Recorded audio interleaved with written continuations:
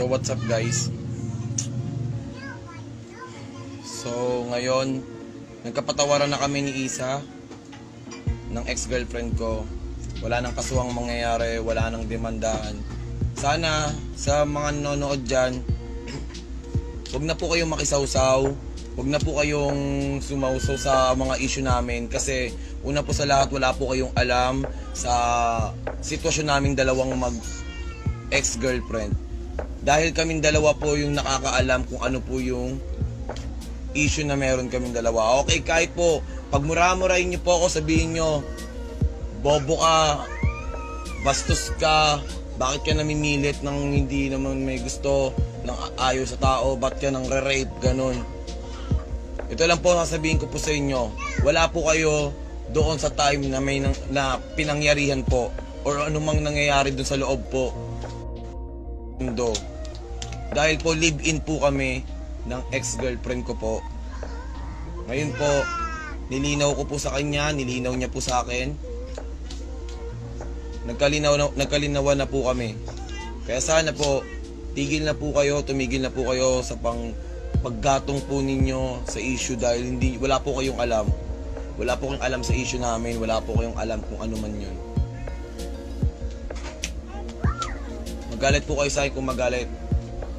Basta ako po, nagsorry na ako kung ano man yung nagawa ko. At kung ano man yung mga hindi ko naman talaga ginawa sa kanya, nasabi ko na rin po. Sana po tigilan na po natin to.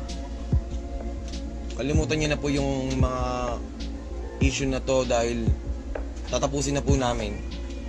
Parehas po kaming magde-deactivate ng account po.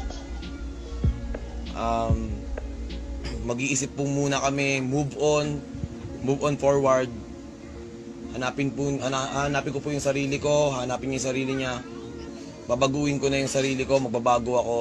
Kahit hindi ko nasabihin sa ibang tao, papakita ko na lang sa inyo. Sana, tigilan nyo na ako, tigilan nyo na kami. Kasi, lalo lang lumalaki po yung issue. Magtigilan na po tayo. Huwag na po kayong gumatong sa issue. Maraming salamat po sa inyo.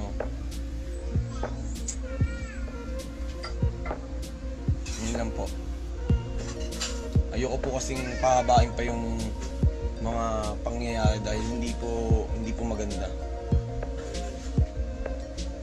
Dahil usapan po namin, private life po namin to, wala po kayong alam dito. Dahil ano po to, away po to magsyota, hindi po to away magkaibigan. Away po to ng magsyota, ng magkarelasyon. Kaya sana, tigilan nyo na po kami. Tigil na po kayo sa kung ano pong ginagatong po ninyo. Dahil wala po kayong alam.